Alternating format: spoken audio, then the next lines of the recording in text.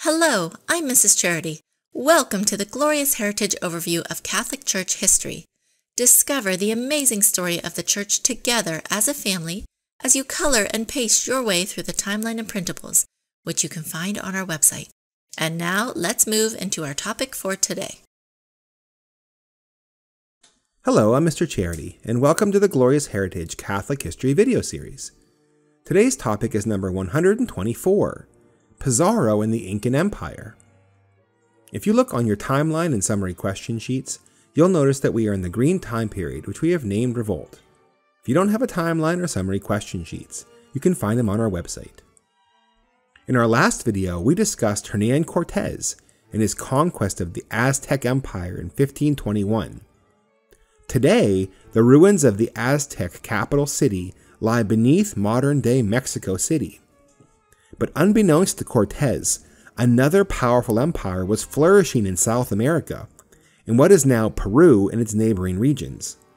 This was the Incan Empire, renowned for its master builders, formidable army, and advanced civilization, ruled by the Emperor Atahualpa.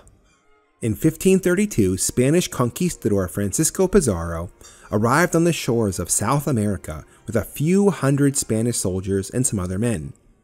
His goal was to conquer the Incan Empire, which boasted of tens of thousands of warriors. However, Pizarro had advantages the Incas did not have, like guns, horses, and armor. Upon landing, Pizarro's men had to ascend the Andes Mountains, where the Incas lived. The Incas had constructed an extensive network of roads connecting their empire together, with runners delivering messages along all these routes. They also built storage houses along the roads, stocked with food for anyone who needed it. The Incan Empire was indeed remarkable in many ways.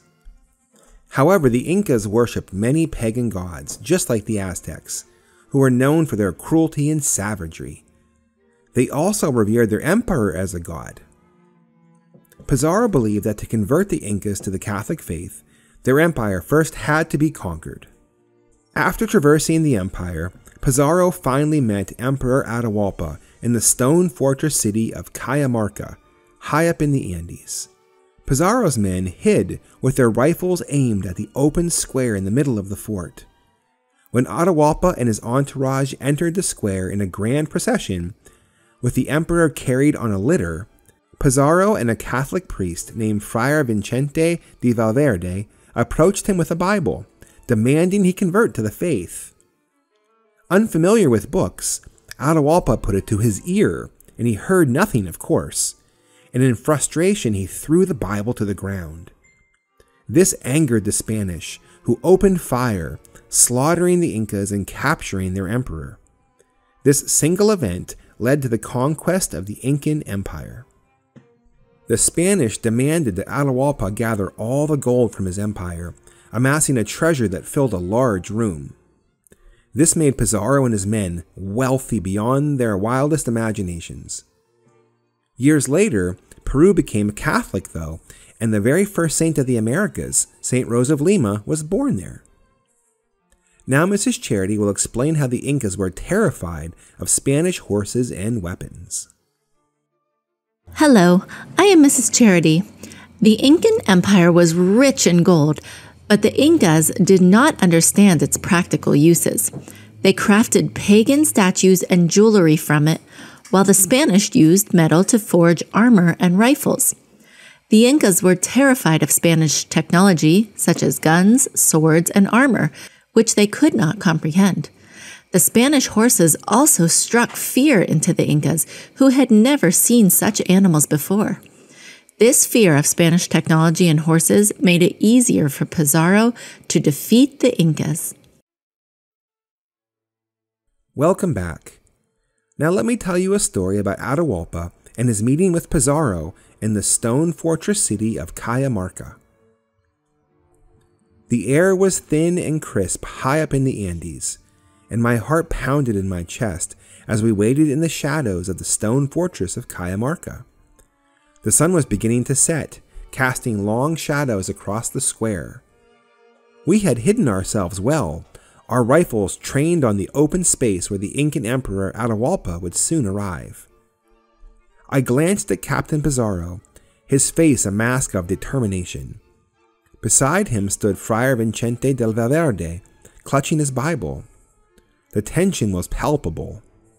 We knew this moment could change the course of history. Suddenly, the sound of drums and flutes filled the air. Atahualpa's procession entered the square, a grand display of wealth and power. The emperor was carried on a golden litter adorned with vibrant feathers and precious stones. His men, dressed in elaborate garments, followed in reverent silence.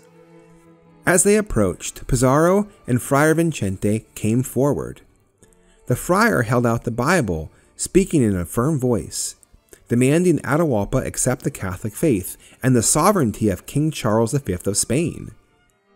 I watched as Atahualpa took the book, his expression of curiosity and confusion. He raised it to his ear as if expecting it to speak. When the book remained silent, he threw it to the ground in frustration. A murmur of anger rippled through our ranks. Pizarro's eyes flashed with fury. He gave the signal, and we opened fire. The sound of gunfire echoed through the square, mingling with the cries of the Incas. Chaos erupted, and the smell of gunpowder filled the air, and the once orderly procession dissolved into panic.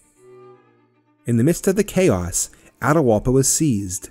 His regal composure shattered, replaced by a look of shock and disbelief. We had captured the emperor, and with him the Incan Empire would soon come to an end. Well, that's all for today. Come back next time and we'll learn about St. Alphonsus de Liguori. I hope you enjoyed and learned something new today. Visit our website www.gloriousheritagecartoons.com, where you can find more educational supplements, cartoons, books, and printables. You can also follow us on YouTube, Facebook, and Instagram to get notified of our latest updates and videos. And if you like our work and want to support us, you can make a donation on our website or on Patreon. We really appreciate your generosity and kindness. Please don't forget to like, comment, share, and subscribe to our channel, and see you next time.